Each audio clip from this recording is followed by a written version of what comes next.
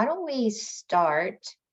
And I was mentioning to Amy that we've drilled it down to where I think we can actually talk about action steps for this group and what people want to work on for the next couple months. So do you have the agenda in front of you, Sunny, or do you want me to pull it up so we can look at it together? I can look at it. I can't look at it at the same time as I'm looking at you, but I do have it. So I can hear you and read it at the same time. Why don't I just pull it up? Give me 1 second. How do I do this? It's not the right button. Share screen. There. Hello, Michael. How are you? I'm doing well. How are you guys? Great, thanks. We do have a few people who let us know they won't be able to attend today. And today's going to be a great meeting because we are finishing the North Star 100% and then talking about our strategic goals for this group, and then maybe who wants to focus on which of the goals that we've outlined. Then when we come back next time, we'll go through that and then do a timeline for each of the goals so that we have more of a sense of specific direction that we're heading. So our icebreaker for today is something simple, either a favorite TV show or a favorite book that you have read. How about you, Sunny? Okay, the icebreaker is hard. I tried to make it easy. I don't have favorites. You know, I have lots of things that I love. So I don't watch a lot of TV. Right now, my guilty pleasure TV, it's about the only TV show that I watch right now, is The Masked Singer. So I guess I'll go with that one. My daughter comes over once a week on Wednesday night when it's on, and we watch it together. So I guess for right at this moment, that would be my favorite TV show. But I don't have favorites. In books, I just have so many that I love that I don't have favorites. Yeah. Have you ever picked The Masked Singer? Have you figured it out before they take off their costume? Some of them we do. And many of them I don't even know who they are after they take off their costumes. That would be me. Sorry. I don't know any of these people. Right. How about you, Michael? Favorite book or kind of book or TV show? Yeah, I mean, I don't watch a lot of TV shows either, so I can't really speak to a favorite there. I guess in terms of books, you know, anything written by Kurt Vonnegut is really on my top of my list. So, and of his books, the one that always I would introduce to people is Galapagos. So great. Amy? So I don't get TV today. I don't understand it. So my first thought was Welcome Back, Kotter. That was a few years ago. If you haven't seen just it. a few. But now it's just like documentaries or live people's life all the time. Now that Welcome Back Kotter song's gonna be stuck in my head, so thank you for that. I forgot about that one. For me, I read anything that's like a murder mystery, detective, suspense book. It doesn't really matter the author. I just kind of get into those pretty quickly, and I enjoy them. They keep my mind off of work, and I like to try to figure them out. So that's what I like. So today we are going to Joanne, there are some more participants that you might not see yeah. on your screen. I don't. Terrific. Hi, Sharon. How are you? Oh, and Leona. Hi. Oh, and David. Sorry, I was late. That's okay. We were just doing a quick icebreaker. Favorite book and or TV show? Well, and I'm with Sunny. Like, how do you choose? And probably it depends the time of year. Like when I go on vacation, I just like an easy breezy beach read. and pretend I'm not in the real world, because that helps me to really decompress. And to be honest, like most recently, I've been reading a lot of children's books to my granddaughter. And so, she just turned 2, and they just sent me a little video of, her saying no more monkeys jumping on the bed. And so that brings me as much joy as those beach reads. So That's great. Hello, David. How are you? Doing fine. How are you? Great, thank you. Good. Latest and greatest TV show is Bad Sisters on Apple TV. Having a great time with that one. 4 Irish sisters plot to kill their abusive and somewhat psychotic brother-in-law, and it's a hilarious little mini series. So check it out. Excellent. Leona, do you have a favorite TV show or book? I saw you. Where'd you go? Leona, you there? I don't really, I guess I kind of go back to Pride and Prejudice every couple of years. That's like a comfort book of mine. Yeah. Excellent. Thank you. All right. So today is going to be an exciting meeting because we've done a lot of work as a whole initiative group, steering committee, as well as the individual groups. And we worked for several meetings on this North Star. And the part that is yellow was a section that we did put in a while ago, like at our last meeting. But in talking with the steering committee, and Sean was there as well as Amy, we think removing the connecting to the networks, providing business-related technical assistance and capital access to enable existing providers to optimize their business operations, lower operation costs, and increase their capacity really belongs under the facilities and program models group. It just seems to fit better there. Part of the work that Amy is doing through ECEA also supports that work, and it just seemed to flow. So I wanted to ask people's opinions if that's okay, that we move that and have it live under facilities, if people are comfortable with that. I'm comfortable with that. We just spent so much time wordsmithing that one at the last meeting. It's like You're right. we spent a We did lot their of time work on for that. them. We did their work for them, Sunny. I was the one who, because when I presented this, Sunny is our chair on the board, and when I presented it to the board, it was like, an alternative or possibly like aligning with the work that Sean is doing, and it didn't seem right that it was kind of pulled out and put in this group. So that's the way I was thinking, like in my head, is it was part of this program models lowering costs piece. So Yeah, it makes sense to me. It does make sense to me.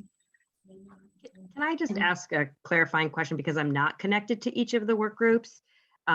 So I do think that there is a lot of overlap and interconnectivity in the workforce and business practices as far as recruitment and retention. And initially I was struggling a bit with the idea of reducing costs to address compensation issues. Like obviously that is one strategy and solution that we absolutely want to explore. And so I was like, okay, so that's how it fits into this particular work group, because I questioned it initially.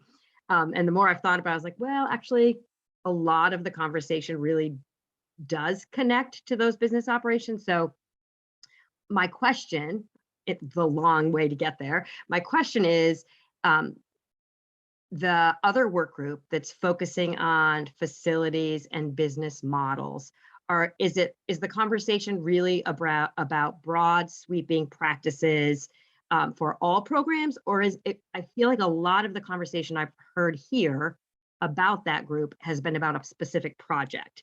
So I'm wondering about, is that true as we're talking about a full broad regional strategy and tasks in this group? I'm wondering if that's how it's happening in that other group. Does that make sense? It does. And I would say that we would benefit from more people in that group. Jen has become very busy with staffing shortages in her own program. So there are a few people who continue to show. Sean is the chair. So I think in some ways he wears the city hat and the work group hat, just kind of Amy wears 2 hats back and forth as well. And the idea is to expand it beyond Lebanon. So the conversation about the ECE concept could be shared regionally. Decreasing tax overhead could be shared regionally.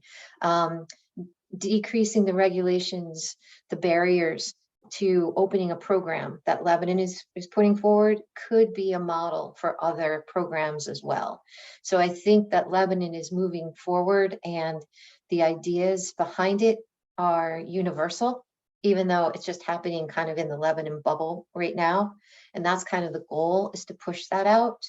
And then Amy, can you talk a bit about your work with the business technical assistance and things like that? Yeah, sure. It's so, I think the idea of the new, like building a new center was one of the things, like one of the first charges. And when I was talking to the ECEA board about that, we had talked about offering a, you know, potentially an alternative or like a another option to work on, or another piece of the work, so that it did kind of touch everybody in the region, which would be kind of exploring lowering costs for all centers, especially low-hanging fruit. If there are centers that we can really support with little investment, that would bring them up, or even potentially when they have their staff back, expand their capacity.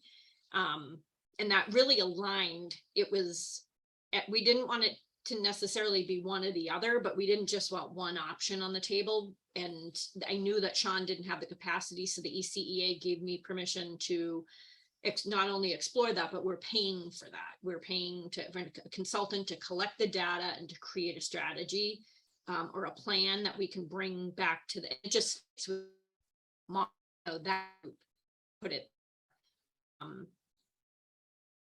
costs to beyond, as I'm seeing it evolve, they may intersect. We may find that one of the centers, ooh, am I frozen? That one really we're exploring ends up being the one that's the best with the model that they're doing lab. I feel like that might happen. And you're not frozen, you're more like a slushy. You're kind of in and out between the two. So we're capturing enough that we can hear your main concept, but we're missing just a couple words here and there. I thought it was my internet, so I didn't know it was everyone. But I think that's why we're hoping that it lives under the facilities and program models to expand that and do exactly what you're talking about, Sharon, to kind of push it out and try to think of models that could be reflected in other communities, but still effective in lowering the overhead costs and increasing capacity for the programs and opening new programs if they can. Okay, thank you. So our North Star for this group is to identify, catalyze, and amplify strategies that promote bi-state sustainability and expansion of existing early education providers by encouraging the recruitment of early childhood educational professionals and promoting fair compensation and benefits. One of the questions I have is in listening to a video that I pushed out, and I'm sure many of you already are familiar with it, about compensation and benefits. There was a conversation where I think it was through Let's Grow Kids that they purposely are using early childhood educators instead of workers. And I'm wondering if we write recruitment of early childhood educators rather than educational professionals, but you are in the field and I didn't know what this group's collective thoughts are on that. I can just add that video that you shared was recorded at the Vermont AUIC conference and was not really prepared to be shared broadly yet. There will be I mean, it's fine that you have the information. but just so you know, it's not the polished version, just in case you were thinking of sharing it other places. And it will be part of a video that can be shared. This has been work that's been going on for, I don't know, maybe 7 years that they have been working on getting to consensus with the field. So it's been led by Vermont AEYC. And it is to reduce the confusion. One of the challenges of securing public investment is so many different job titles. It's confusing when you're having a conversation, if you're talking about, daycare provider, early childhood educator, head teacher, lead teacher, like all of that information is confusing when you are trying to help people understand what you're doing. So it was through a consensus process that Vermont came to the agreement that it would be early childhood educator, and everything moving forward will be built on that. We are still, do our policy work as childcare, because that connects to a lot of the existing language and systems, but moving forward, that's why Vermont is moving in the direction. And that is the direction of the National Association for the Education of Young Children. So if that, impacts your decision about this. Thank you so much for that background. That was really helpful. What are people's thoughts then about recruitment of early childhood educational professionals? Should we shorten that to early childhood educators? Or do you want it to be broader? I remember with EA kind of exploring this, Sunny, if you remember going way back, we talked about our mission and we used the word professionals to include everybody, right? Okay. Working in the early childhood workforce. So everybody, so whether it's Head Start or it's, trainers or mental health support that professionals that work specifically with young children, we wanted to be inclusive by using the word professionals. But if this is specifically to the staff retention and recruitment of childcare center workforce, then maybe we should put educators and remove professionals. I don't know, Sunny, what were you thinking?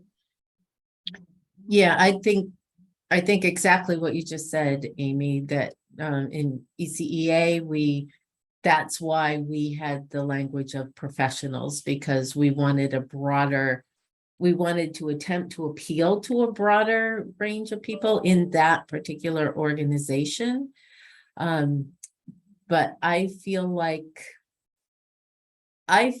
Vermont is light years ahead of New Hampshire in this area, and that aligning our language with what what Vermont AEYC is doing is appropriate. I think that's appropriate. Thank you for that conversation. I didn't want to change anything without having your input, which I really value. So yay, we have a North Star. Just a quick question. Is there a reason that retention's not in there? Because we just have recruitment. Should we say recruitment and retention? We should. Thank you for that. That's why it's great to have eyes on this. Probably retention and recruitment. Thank you.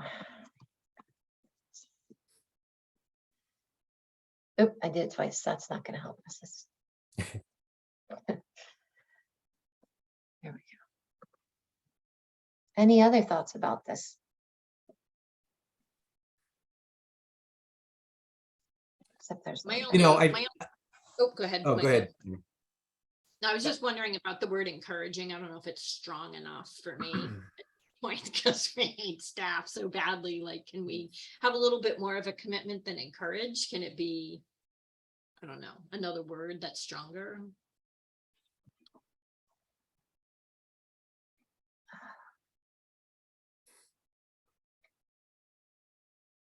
What do you picture being able to do as under this umbrella? And then I think you can picture the verb to go with it.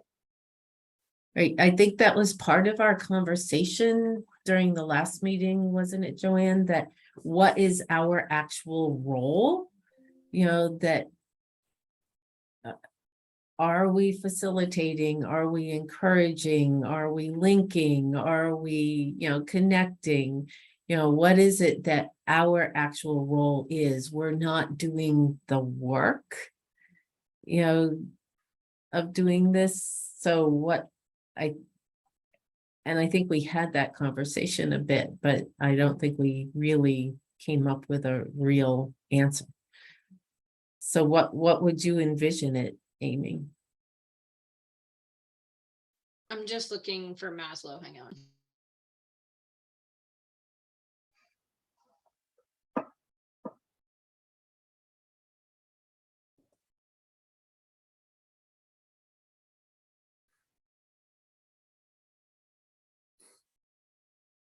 Maslow's the wrong one. What is the other pyramid that shows the strength of words?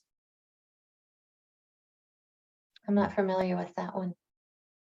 I'll look it A up, but I just, triangle strengths of- like, encouraging seems like cheerleading, and I think what we need a little bit strong, like just a little, not where you're gonna be out in front of, but maybe where you're going to like tag on and help in any way you can. Whether Ruth it's a- suggested supporting in the chat. Ruth wrote supporting.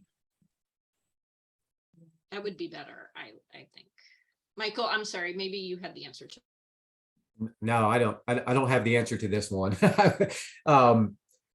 Supporting might be, I think that's a bit more powerful than encouraging. My question was more around just sort of understanding exactly what we mean by catalyze and amplify strategies, because that plays into this as well. We talked quite a bit about those words, and it's under the same conversation of what is the role of this actual initiative. Yeah, I'm sorry. I feel like I might have missed a meeting because I don't, you guys, it sounds like you guys had some conversations and I don't think we've met. Well, it's been a while. But I think there may have been a meeting in between that I didn't get the invitation to. So I apologize for that. That's okay, Leona, can we make sure that Michael's on them? We had a meeting that was rescheduled, Michael, because of the Columbus Day or Indigenous Peoples Day. Okay. So we met at a unique time last Monday, was it? For a shorter period of time, just to keep the momentum going in the discussion. Oh, okay. Yeah. Sorry, I didn't get that link. It's okay. We'll make sure that we have you as part of that, and I apologize that you didn't get it. I just have a quick question, and it relates to what Michael just said. That how exactly do you amplify strategies? What is maybe I missed that piece, but what does that mean? It means to give voice to push it out, to don't just to keep it within your own local place, but to amplify it, to give it support and let other people know about it, was what the conversations have been. And you'll see amplify a few times, because this is a group that can get the word out, basically, is what it was meant to be. Okay, I'm just wondering that when people just read it, if you didn't know that background of how it's intended, amplified doesn't really have a set meaning for most people. So I just wondered if what it means is to get the word out into the broader communities or realms, maybe there's a way to clarify that a little bit. Okay. If it's only ever going to be seen by those people who, like us, who now know because you've explained it, I think that's fine. But if it's going to be read by anyone outside of these groups, it might be worth clarifying that word just a little bit. Other suggestions for amplify? Raise awareness. Yeah, I like that better. Raise awareness of strategies. That at least has a real, when you read it, you kind of understand, oh, you're going to increase the awareness, and that usually requires communication. Great point.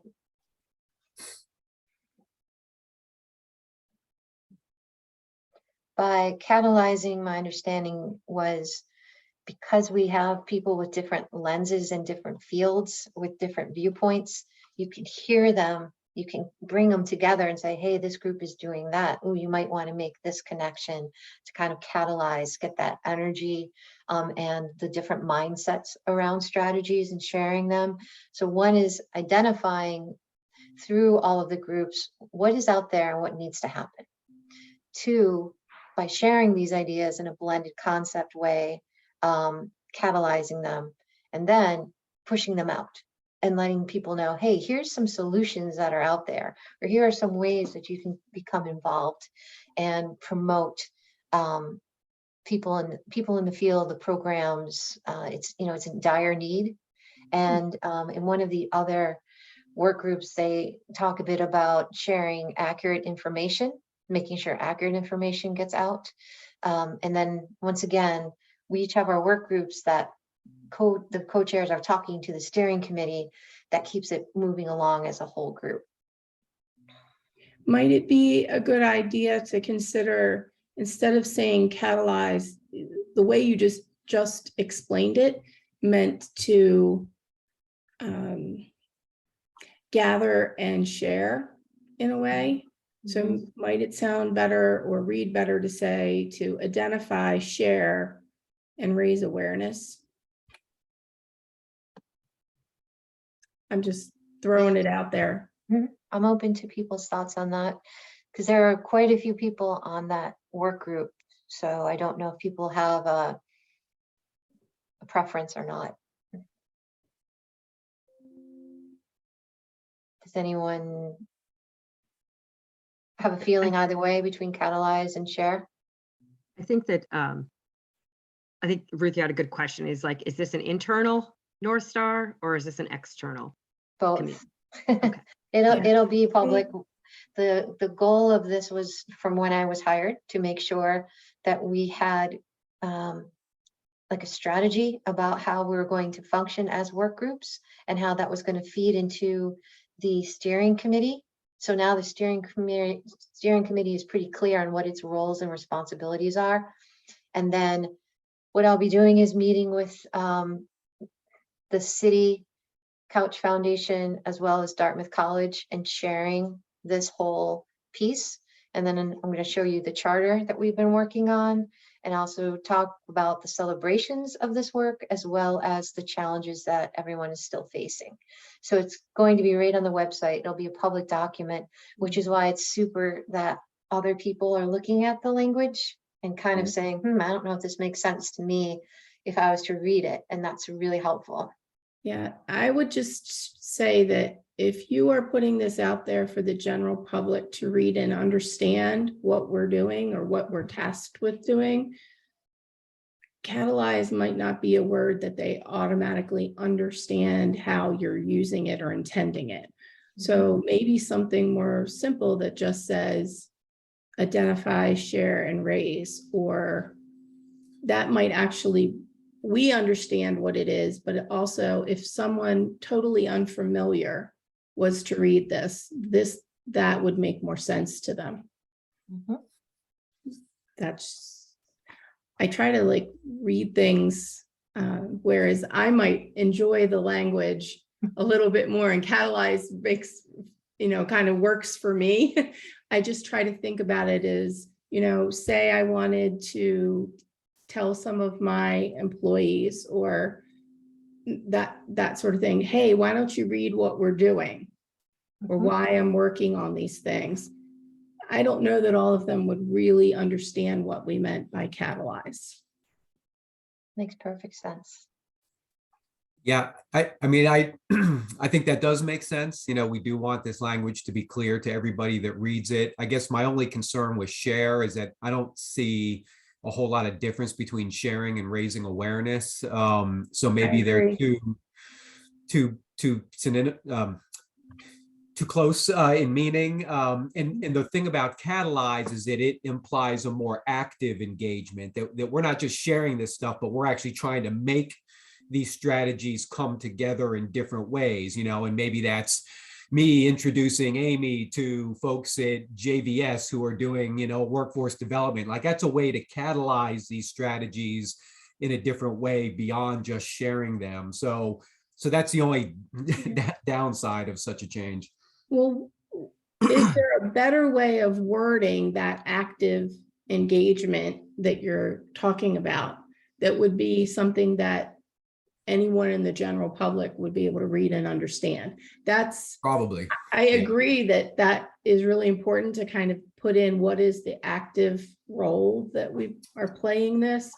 I just think that we need to think very clearly about who the audience is that we're writing to. If we were doing this only internally, I wouldn't even have said anything.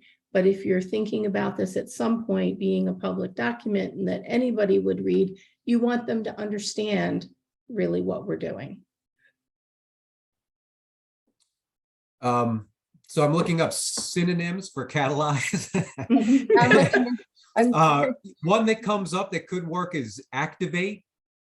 Is that more clear? I don't know. I mean, there's some other ones that are equally as confusing, infuse, imbue. None of those really work. No. I was wondering about identify, influence, and elevate, because I feel like that, like we That's are good. talking about, elevating the need for these strategies. We're actively influencing the strategies, we may Yeah. not be directly doing them, but we are engaged in a lot of research and conversation to sort of influence what may happen. I really like an that. active word. I really like that, but if you did like identify, influence, and elevate, I think that's the order that you need to put them in. Yes, I agree. And then you could just do identify, influence, and elevate awareness and take out and raise. There you go. And put the and, that's it. That to me is more clear, and more people are likely to understand what that means.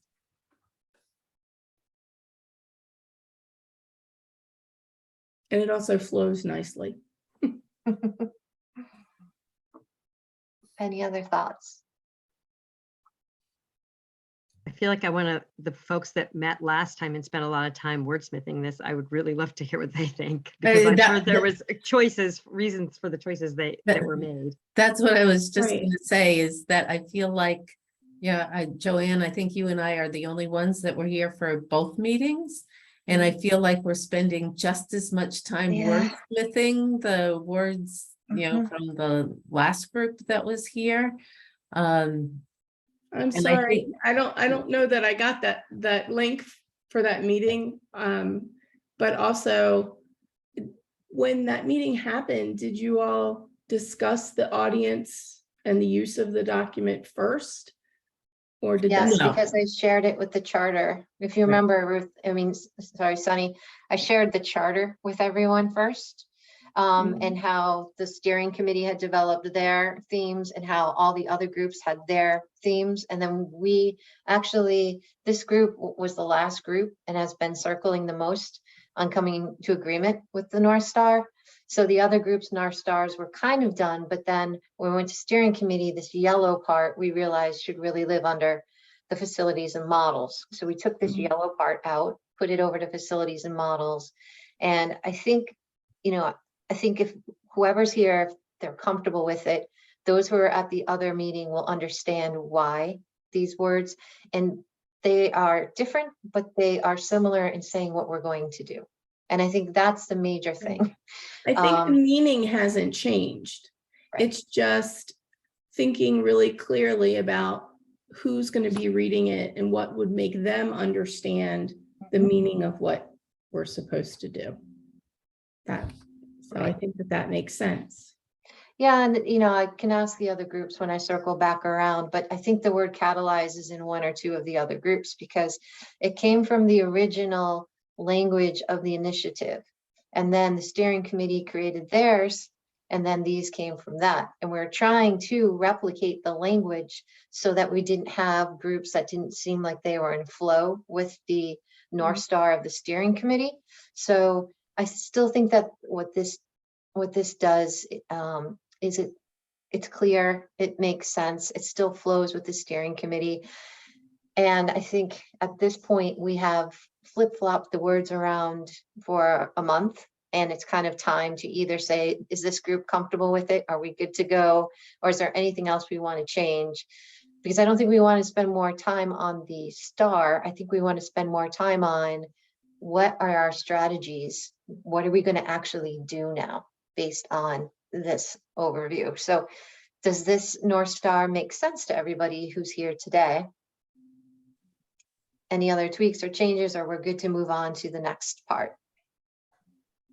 So I just have one more suggestion, take it or Yeah. leave it. But I'm wondering if we need the awareness of, and if it could just say, identify, influence, and elevate strategies that promote blah, blah, blah. Thoughts? Take out this, I'll highlight it in that blue.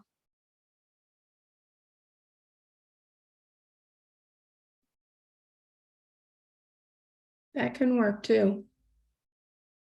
Sunny's nodding. How about Sharon, Amy? I'm sorry, I don't see everybody on my screen, so I apologize if I'm leaving anybody out. Let's try it without it. How's that look?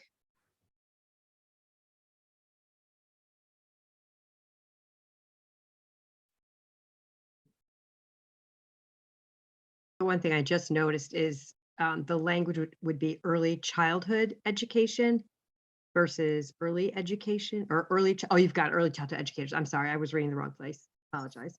It's okay. We also had a long conversation about the word compensation and benefits. That came out of conversations about wages and salaries. I did some quick research and saw different people using compensation and benefits. Other people were talking about it. So that's where we got that language, in case you were wondering.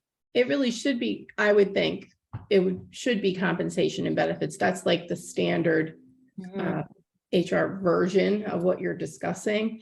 And then it also ties with, as you mentioned, what the whole movement in Vermont about moving to this new compensation model. That is how the chart that they had is listed as compensation and benefits. Great. So it does flow that way too. All right. Are we set? All right. Okay, excellent. It's important though, that like this beginning work is so important to really be comfortable with the words and the direction, because then the strategies are going to be so much easier to figure out. So we go from that to our strategic goals that we started working on. And I wondered if there's anything else people want to consider. So at the next meeting, we're actually going to, after we talk about this here, flesh them out a little bit more. And there might be people on this work group who identify or connect with certain strategies, and then they would go out and kind of start focusing on those, bring that information back. So the first one we talked about is developing the early education workforce. And it was to identify and support organizations to develop a robust pipeline of new early childhood education professionals, which I'm going to change to what we just said. Yeah, Including educators. Yep, including ECA, tech centers, colleges, and high schools, and apprenticeships, mentorships, etc. So that was one that we talked about. Would And you, then this, yep, go ahead. would you also put Northern Lights in there? Or do they just fall under colleges? I don't know. I don't think someone mentioned it last time. Should we add that in? Say more what you mean by Northern Lights. So I'm trying to think, so at least in Vermont, anything you want to do to kind of work through, professional development, education, the pathways to becoming different levels of early educators, that all in Vermont, that all flows through Northern Lights. So Northern Lights at CCB, yes. And Sharon, you might be able to chime in on this too, but I don't see them as actually an organization that is Right. developing the pipeline. I think they are more developing the workforce once it's in. Sharon, do you see it differently in your role? Well, I guess for me, I was thinking, okay, this is a regional plan where, and because I was struggling a little bit more about like existing statewide. So for example, the Vermont Association for the Education of Young Children is doing pre-apprentices in the tech centers. So do we include statewide peace organizations, or are we really focused on regional approaches? So I guess, so Northern Lights would fall in the same category in that in some human services tech programs, they do teach fundamentals, and it does go through Northern Lights. So I think it's this is why it's so challenging to get people on the right path, because there's so many different routes to get there. So I guess in my mind, I was not saying anything because I thought when I read this, it's intended to be broad and we're identifying those organizations. So part of identifying the organizations would be to list Northern Lights, list Vermont Association for the Education of Young Children, and the comparable organizations across the border. And That was Amelia how I- Struthers was at the last meeting when we talked about this, and she didn't say, oh, put Northern Lights at CCV in there. So, Right. I guess I would, like I said, I wonder if she thought, oh, well, it falls under colleges. no, I don't think she felt No. that, since that's what she represents is Northern Lights at CCV. I don't think she feels like they fall under the college.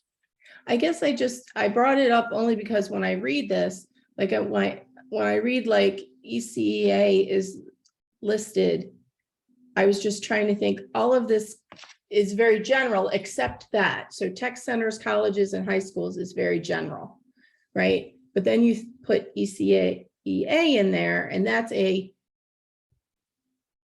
I don't know, it's a more specific organization. So I just was wondering, do we list all of them in that way, or do we keep them all general? I just wasn't quite sure what the intent was there. I feel like we don't even need examples. It'll just be, I feel like the first part is to identify what organizations are out there, and they would be listed, it feels like, in Part B.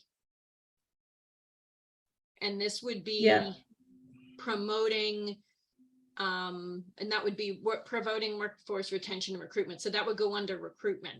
But the pipeline is really like the very early, in my mind, like the very early stages. So like the tech center, Sharon was just talking about that program. That program feeds the workforce. That's, that's definitely a recruitment, training program. And then we would maybe document those, what programs are available. But there's programs within the ECEA that we're working on that do that. There's programs within the tech centers, possibly in the colleges, high schools. We want to capture even the state of New Hampshire, maybe they're doing, or state of Vermont, maybe they're doing some pre-hire, New Hampshire Employment Security, maybe they're doing something. But we would just try to target them that are feeding the ECE pipeline and then capture them, and then maybe pick which ones or which one we're going to get behind. So it's not an exhaustive list. It's just sort of an example of, like, in my mind, this is identify organizations. Maybe we don't even support them at that point. The second part would be to what we would also choose and support. Choose, eventually support which ones, and then update and maintain a by-state inventory of innovative strategies promoting, and then that would be how you would track what is already happening for retention, what's happening for recruitment, and then get behind some of those. But I don't see, like, if that's, New Hampshire also has a fast track program and also has all these other programs that train after they're hired, but that's a training program, like that's training our staff. But the pipeline is really what's feeding new stuff into, which is the tech centers, especially the tech centers and the high school programs. Those, we really need to target those. Would it be like high school human services programs or See, I don't know It what would the requirement is in New be- Hampshire. It'd be But in- ECE specific. If we had tech center programs that guided and supported students toward exploring the ECE field, I feel like. I That's would why I just like mentioned to it under caution high you. schools. So I was just trying to think under high schools, there aren't, in Vermont, there aren't general programs. You know, people would be in a human services program, and that's a licensing requirement for high school students to be in your program.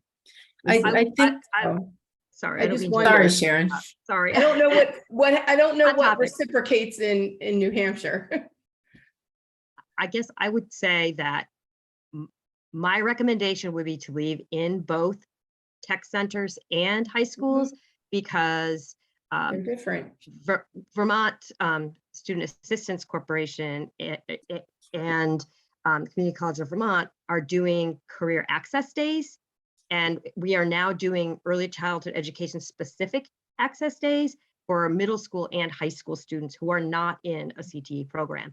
So Right. one of the, we don't want to limit ourselves to just those students who can manage to fit in a CTE schedule in their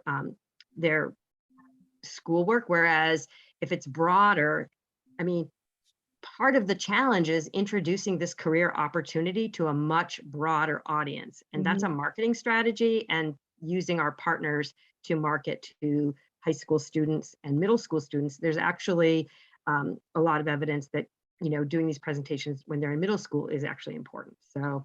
And Sharon, that was a big part of the discussion in the last meeting too, in targeting both of those ages. And it wasn't specifically, it was also working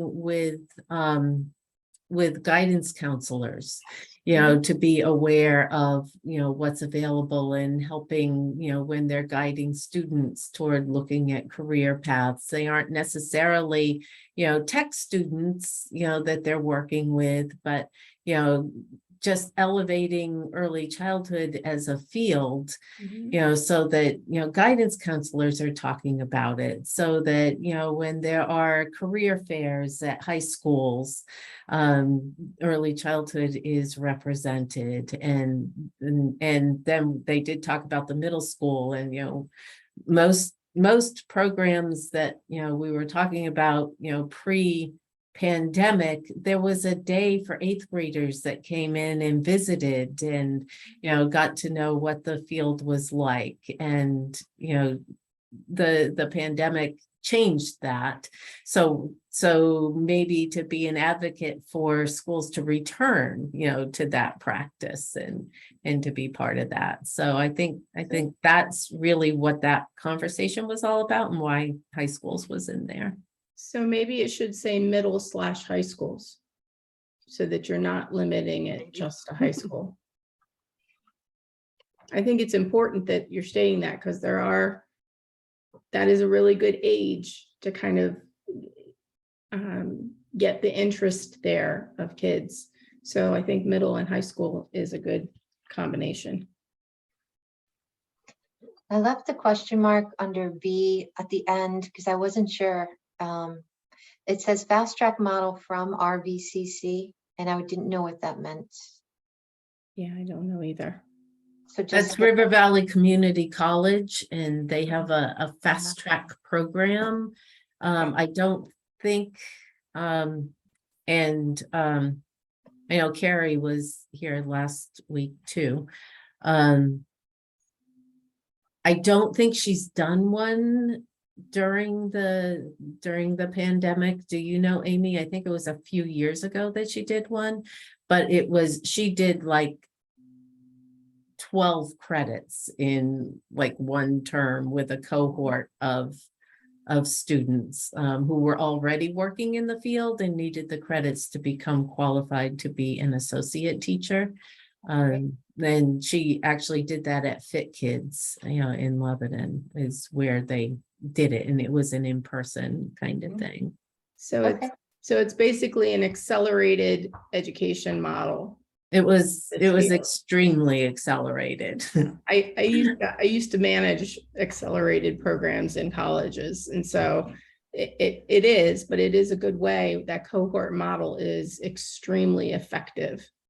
And I had one staff person on my staff who participated, and it was perfect for her. I have other staff members that it wouldn't be perfect for. So other models like the CDA model are perfect for them. So it's. Are there any in this list of examples? Again, this is kind of examples. Are there any of those, maybe I just don't know, but are any of those specific to both Vermont and New Hampshire, or are those all the ones that are listed are currently New Hampshire initiatives? So we began this document, it's in, they did a ton of work on it. So Mhm. I don't even know if we need to list anything right there, because it Right. may make it confusing. And yeah, so update and maintain a by state inventory. And there's a lot of those pieces on there, if it, COVID friendly or not. But I think that the point of B is to just update it and maintain it so it's there to refer as a reference. So I think your suggestion to remove the examples is actually a good suggestion. And Ruth, I think that all of those are available to by state Okay. participants. Yeah, I think that removing the examples might make sense if we're going to keep that document updated. And I think the other piece that it is both pathways, educational opportunities, as well as funding sources. And so the Mhm. intent to keep it updated is important. And there are continuing to be new funding sources to support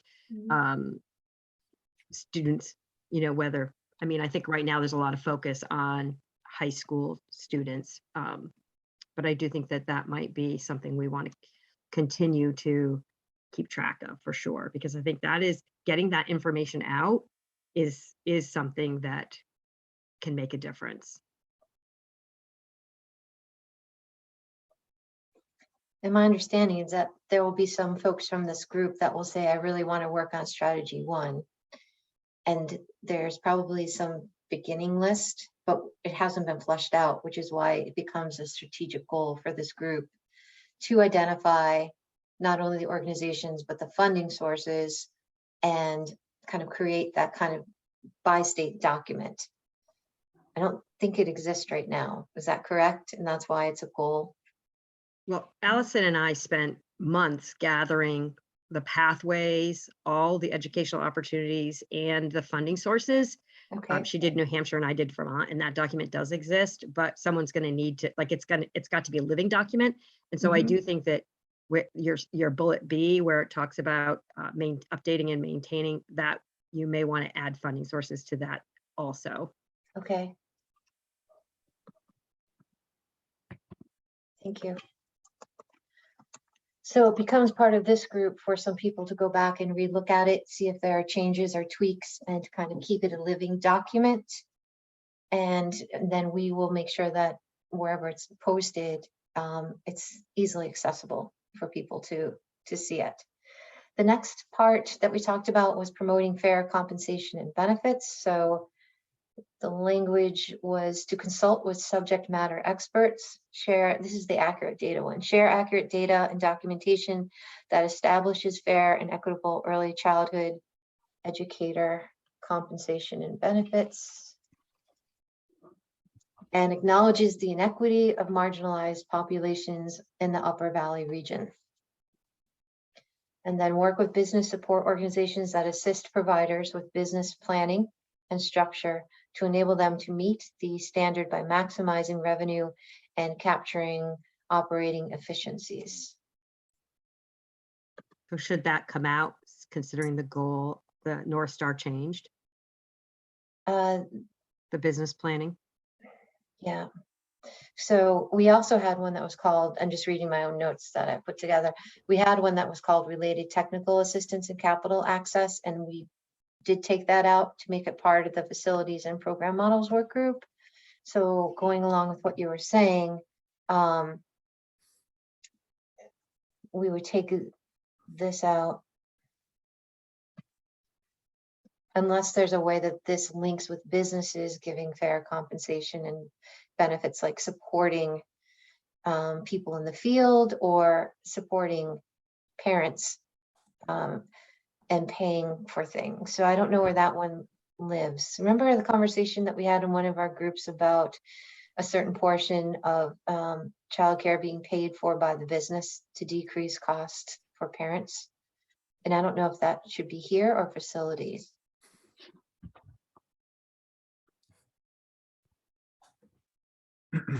That's a little bit what I was talking about at the very beginning about how many of these things are interconnected. And so at one point, I think you had said that the other group was a smaller group, and I keep wondering if it should be one group, because it feels like we're really struggling with whose lane is it.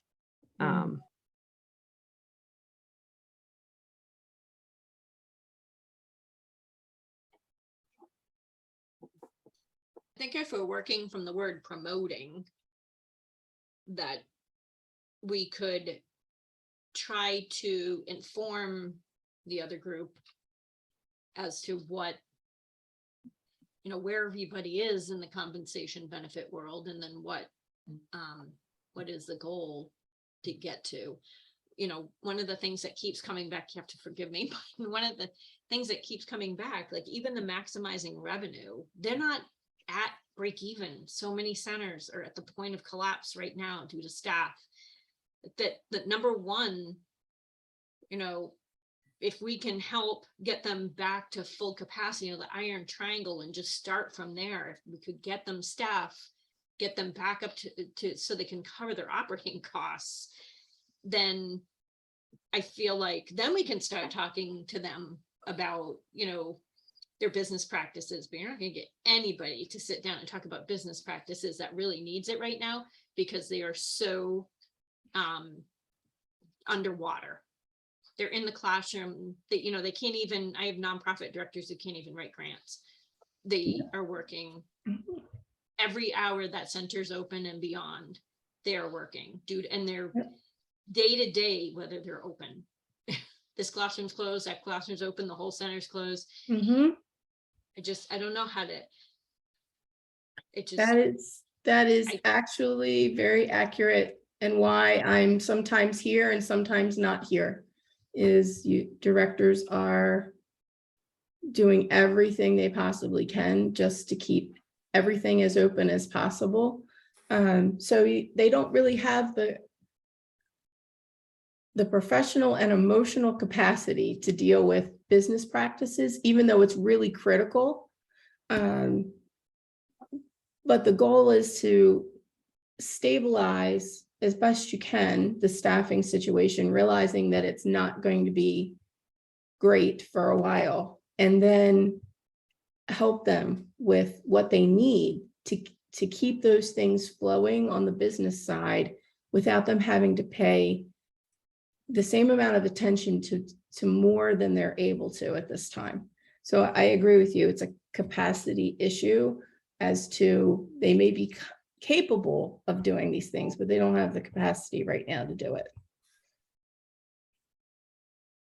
All Instead of, that's true. And I think that it points to the value of early, these business collaboratives and an overarching agency that is like, when we talk about compensation and benefits, what I see might be the fit here that's related to the business model is, and the efficiencies is connected to HR supports, things that are directly connected to staffing would fall in this category.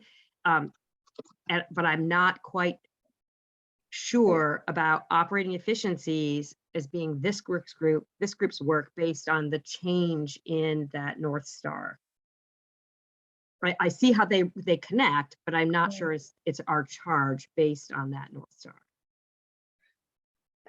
I agree with you, but I do think that what you're talking about that, like business technical support, and having access to experts in these areas to quickly answer difficult questions that would require hours of research for someone is really important. And that's a big part of the conversation that's been had on the Vermont side of things with shared services Vermont and how that can be expanded or linked to other organizations that do provide technical support that is directly related to early childhood operations. So I don't know how you put that in there, but I think that that's what directors and program managers really need, to like reduce the time they're spending on how do I make my business, break even? How do I make, all of those things. Oh, I have a staffing issue where I have to terminate an employee. How do I make sure that that's not going to cause a problem of risk for the organization? Those kinds of things are things where if you had someone to reach out to help with, that's probably a good way to go. And I think that's very important to have that, but I think I agree with Sharon that that's not the charge of this group. I Sounds like agree. it fits more into the, the program and business operations group. I would agree with you on that. I think that Yeah. I'm not quite sure, the part A, where you're talking about like really promoting fair compensation and benefits and how you do that and who's involved in that. I think that part really makes sense. The second part doesn't make a lot of sense to me for what this group is supposed to be doing. And I don't know if there's a part B to promoting fair compensation and benefits. Well, we removed part B because Yeah. based on this conversation, I've tweaked the language and we'll bring it to facilities and program models.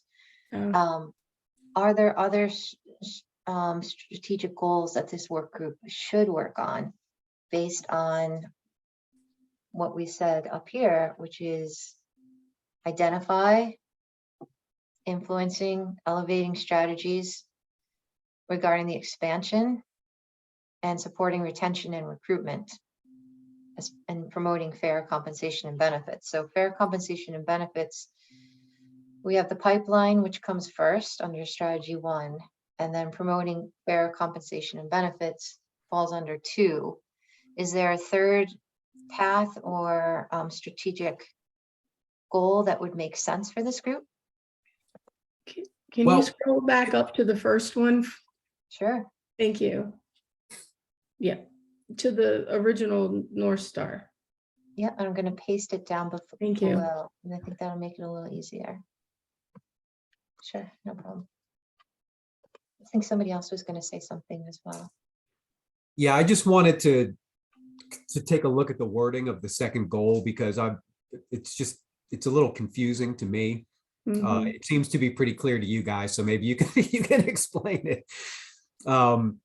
So first of all, when we say subject matter experts, what do we talk? Who are we talking about? Like goal 2, if you go goal 2A. Yeah.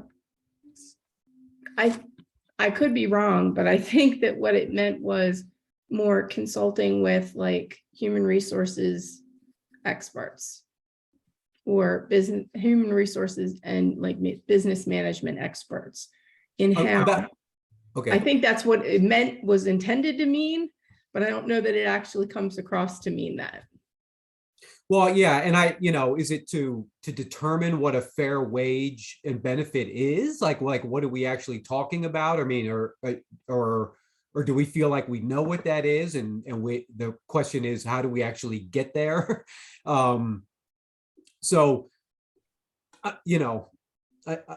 And then the second sentence, share accurate data and documentation that establishes fair and like, I'm not sure how documentation establishes a fair and equitable early childhood. And I can't read the rest of it. I'm sorry, you'd have to So scroll. the major part of the conversation is that there's a lot of inaccurate information out there. And so About what? About what is fair compensation and benefits. I think it's been identified in Vermont, at least numbers have been tossed around. I don't know if numbers have been tossed around at all in New Hampshire. And so just kind of wrapping wrapping people's mind around what is actually beyond fair and equitable, but can people survive and live on it, was a big conversation that we had.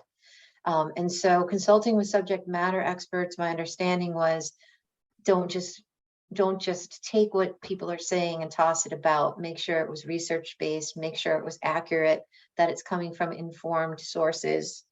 That was a big conversation, which was what led to that language.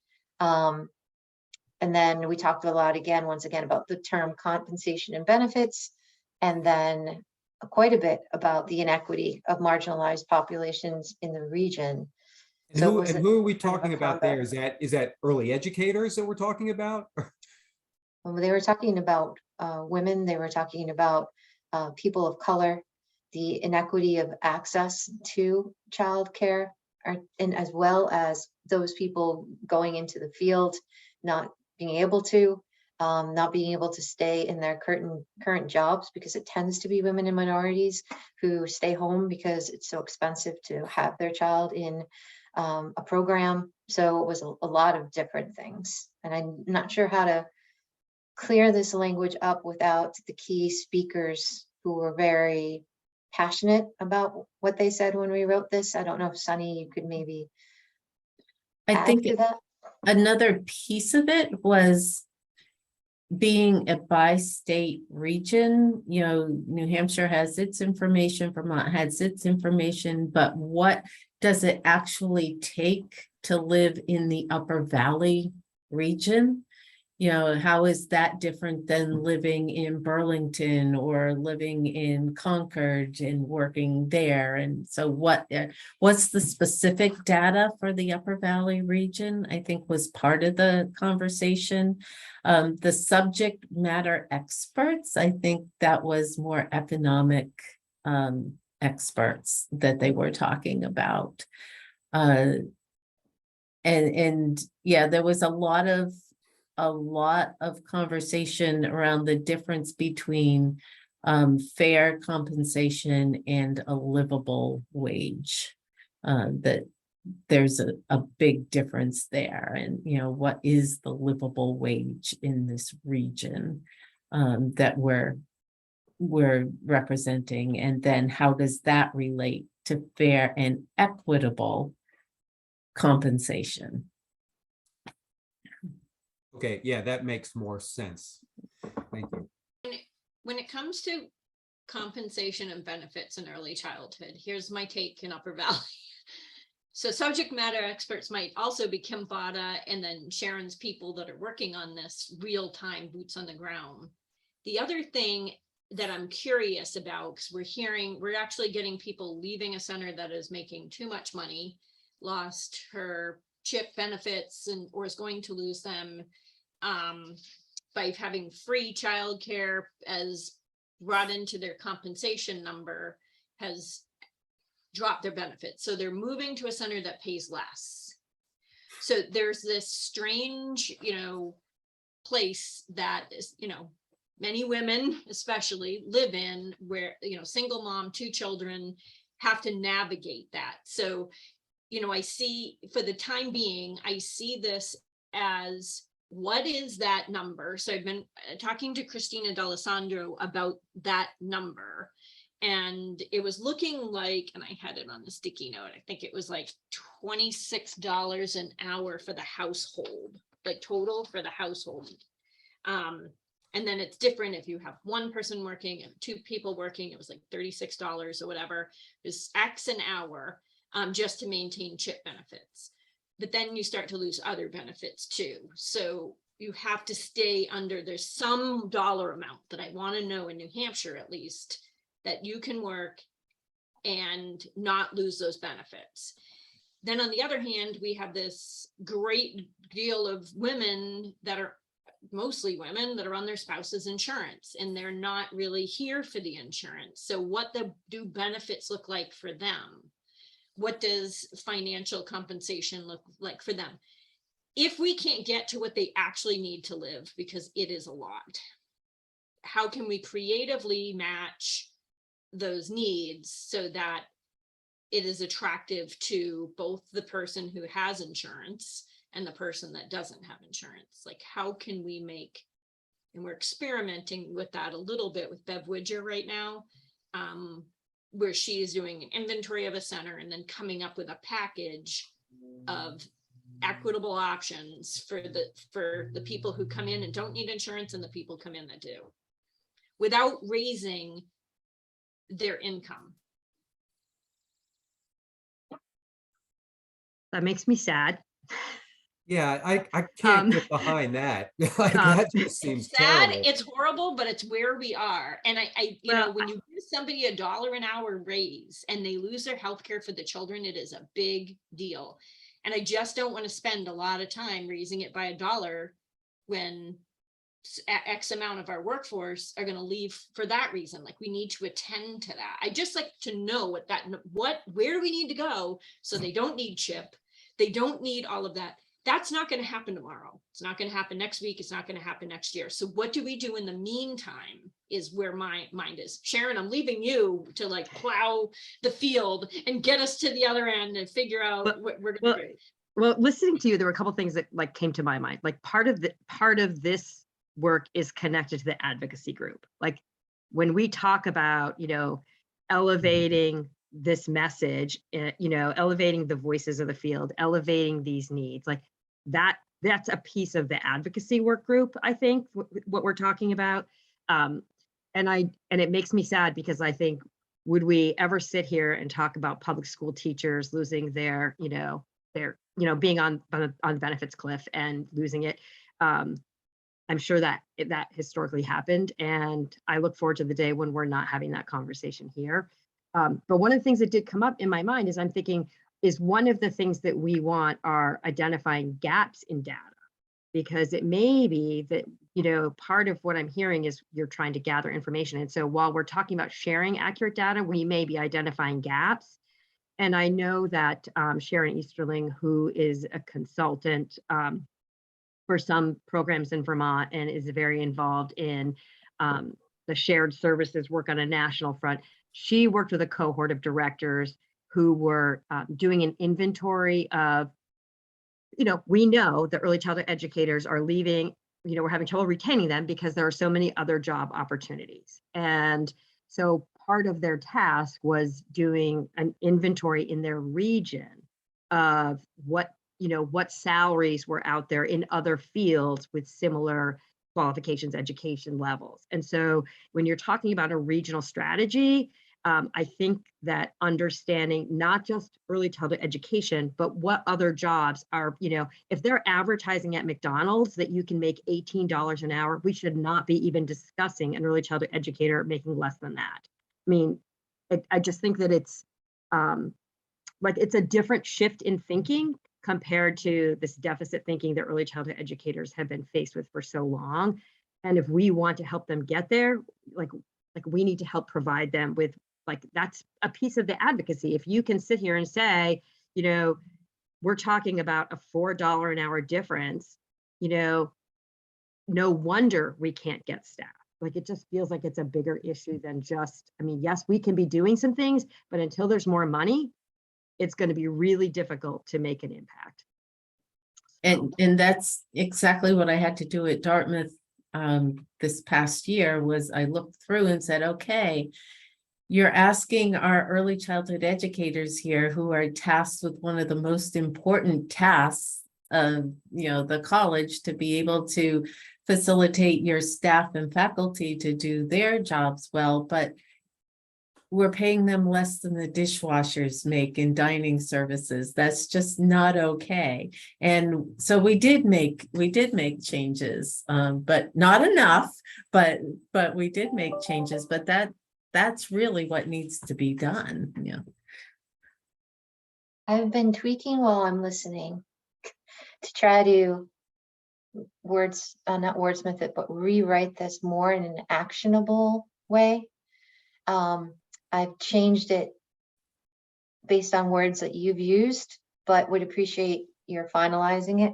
So under promoting fair compensation and benefits, consult with subject matter experts, share accurate data, and identify gaps focused on fair and equitable early childhood educator compensation and benefits and the inequity of marginalized populations in the Upper Valley. And develop an inventory of Upper Valley compensation and benefits in other business sectors.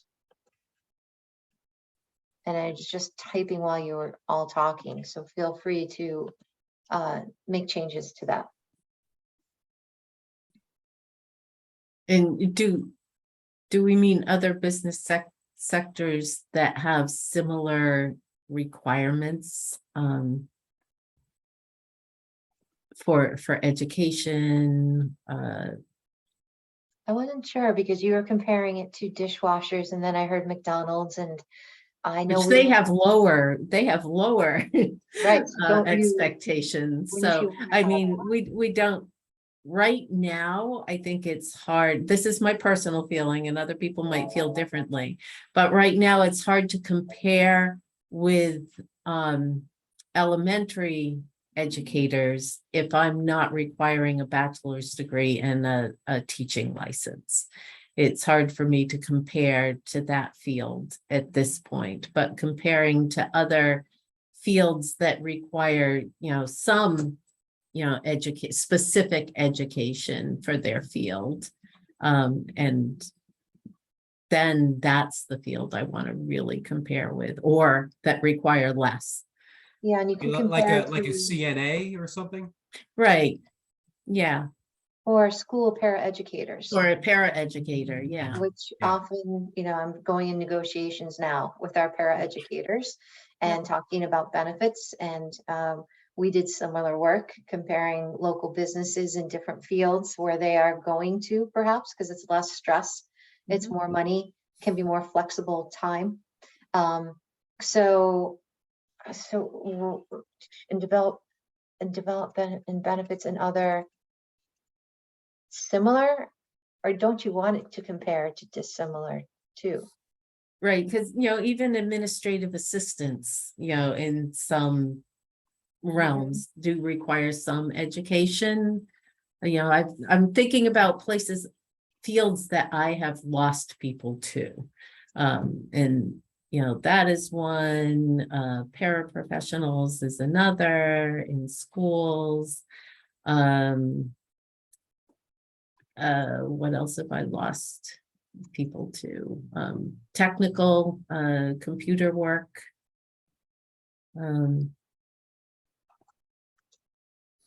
What's the language? I can't seem to capture it.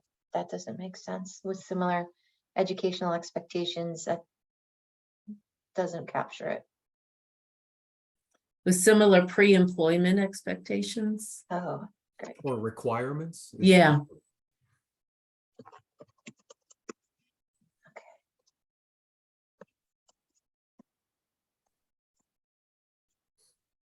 And is it similar or less? Because, Yeah. I think we're talking about strategies to train early childhood educators. And the one thing that we have been focused on is entry level.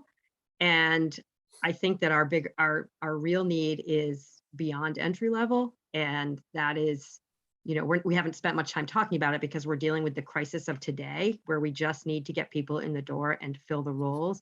But as we talk about retention, we want career advancement. We want, increased compensation when someone has a bachelor's degree. So I do think that, we want to make sure we don't limit ourselves to just those unqualified entry-level people, because if we have, I'm sure that you've lost, early childhood educators that have worked in your program to, pre-K programs that are on a school calendar at a higher rate of pay. I mean, I think every director has trained up and mentored, early childhood educators, and they have, earned their degree oftentimes under an apprenticeship model, and then moved on. And I can't blame them. And, I remember years and years ago when I worked in a program, the comment was, well, when there are enough early childhood educators, that won't happen anymore. Well, here we are, and there are still not enough, and it still happens. So Based on that, do we want to add identify strategies to retain qualified educators and talk about how you keep people in the field? Is that, because it's part of the retention work. Mhm. Yes. And if you're losing people, what's gonna keep them in their hearts in the right place? That's for sure. So they're passionate about it to go into the field, but compassion, fatigue is what we see a lot with our teachers, and I'm sure that you see that with your educators as well. And that plus they're not getting the benefits that teachers have under what we offer as a public school system. So what do we need to keep them in the field and make them feel supported? So I think that could be another strategy that we could look at here too. And it does lie right there with wages and compensation and benefits, I'm sure. Because it's better than the other one as well. Any other areas that this group would want to focus on? And what we'll do is kind of map out 3 months and what do we expect in 3 months chunks. And so like month 1, we want to do X, and then month 2, we want to do Y, and month 3, we want to do Z. I find going beyond 3 months, the world changes too fast and change direction based on month 1 and month 2, which I usually do 3-year strategic plans instead of 5, because it just changes too fast to keep on top of it. Any other strategies or goals that make sense for this group, or do you think that, and I'll scroll up. Here's that North Star.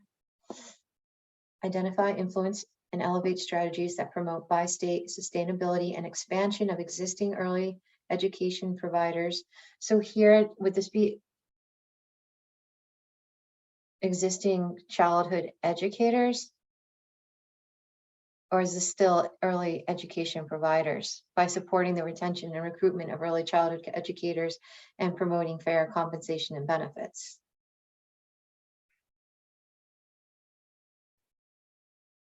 Is this part stay or go? I feel like maybe that tied in with your capacity building conversations, maybe.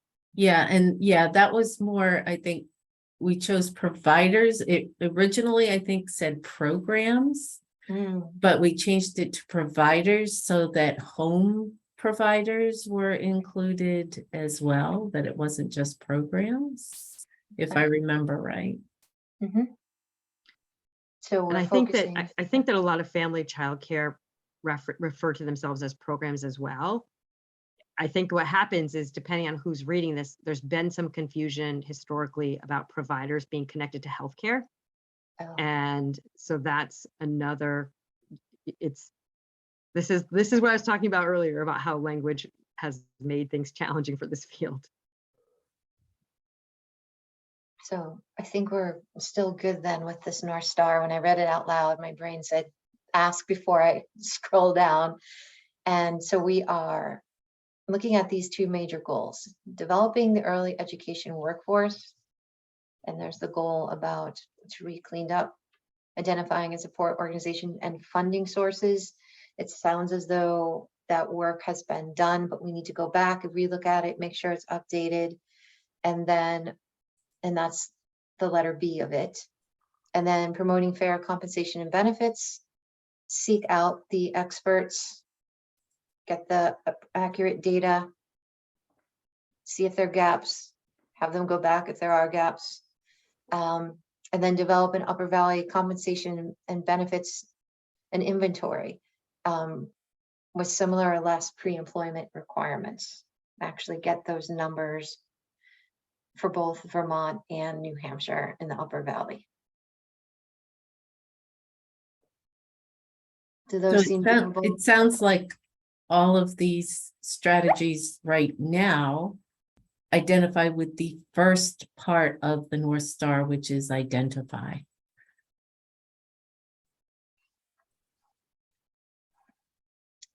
Excellent point, Sunny.